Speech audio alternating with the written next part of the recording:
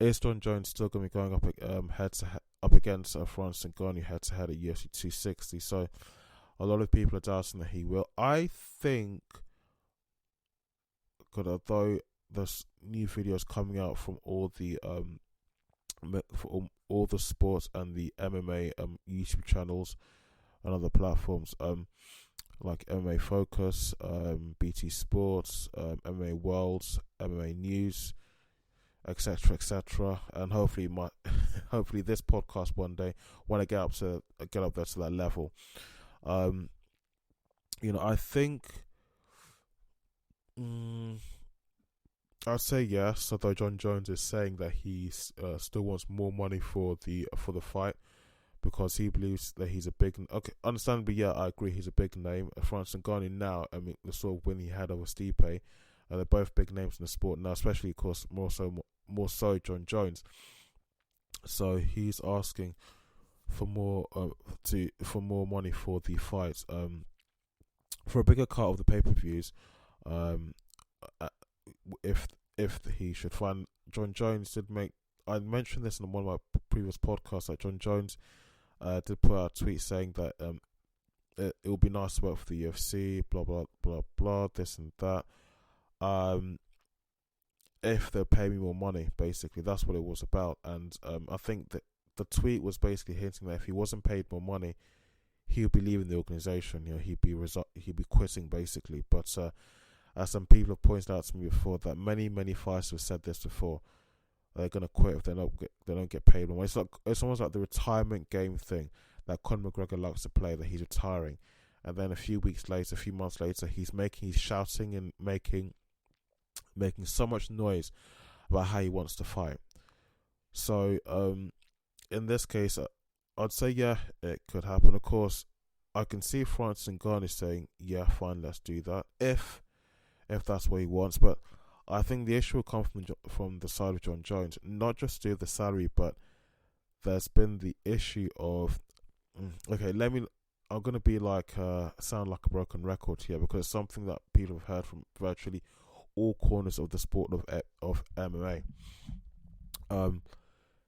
PEDs, the performance enhancing substances, performance enhancing drugs, banned substances which have been banned by USADA, those sort of things. There have been situations where, by occasions, and this is an example, DC was supposed to fight him at one particular point. Is it 2016 or 17 or 18? I can't remember the particular event.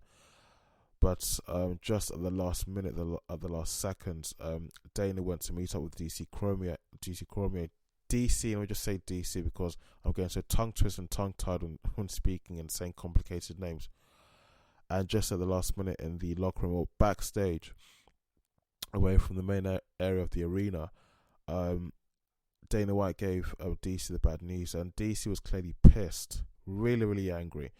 And it's something that Jon Jones is notorious for when it comes to banned substances, and him just not just banned substances, but also other issues that happen outside of fighting. The car crash he had in 2015 or so, 2015 or 14, and I think he had a head-on collision with another car that's being driven by a pregnant girl. She broke her arm, and he fled the scene, only to return back to the car to pick some things, to just collect some things, while the police were away, and then he left again. Either way, the police didn't see him.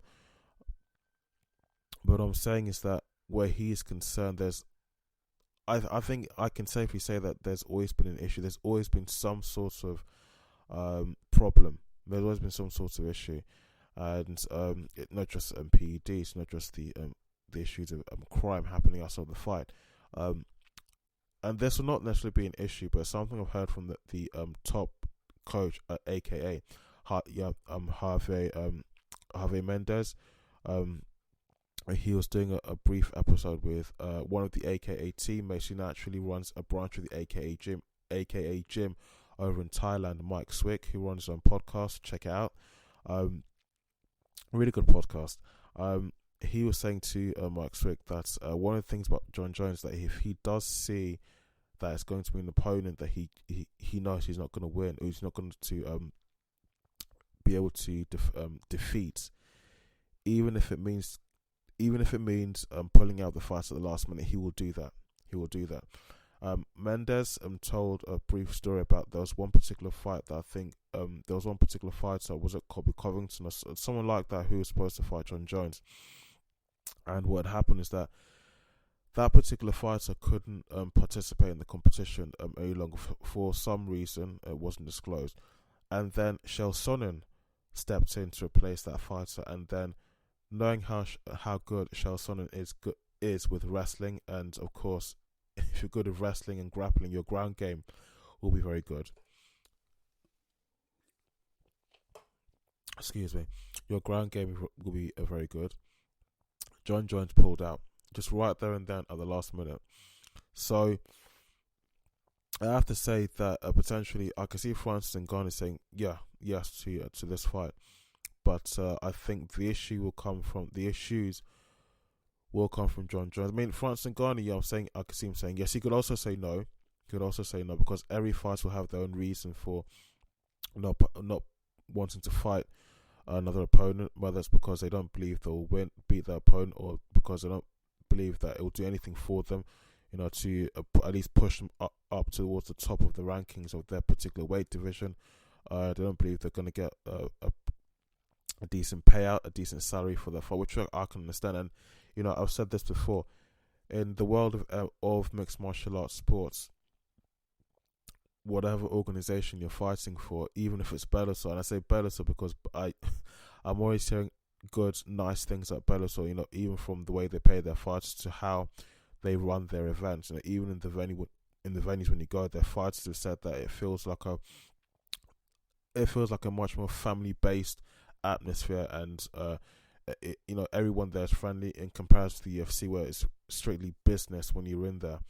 But the point I'm trying to make basically is that in mixed martial arts, athletes, unfortunately, nobody cares about them. I've seen that. Nobody cares about you at all. So, unfortunately, if you want to succeed and to do well and to earn as much money as possible, because certain things you have to think about when you retire from the sport is your health. And that's something that, especially if you live in a country like the United States, your health, of course, you have to pay for personally from your own money, from your own pocket. And so yeah, I can understand when fighters say no, they're not going to take this fight because the other fighter is someone who I know I can't beat, or they're not a well-known person, so it doesn't do much for them in terms of, even if they beat them, they're not going to earn that much money, because people may not tune in to watch the fight, as many people as much as possible, so the pay-per-views may not be as high as they would like it to be. And in terms of rankings, they may not, they may not be boosted up the rankings as high as I would like. So I do that from that aspect. I don't know if many people out there listening or watching this will disagree with me, but that is my take on it. So yeah, but let's see how that goes.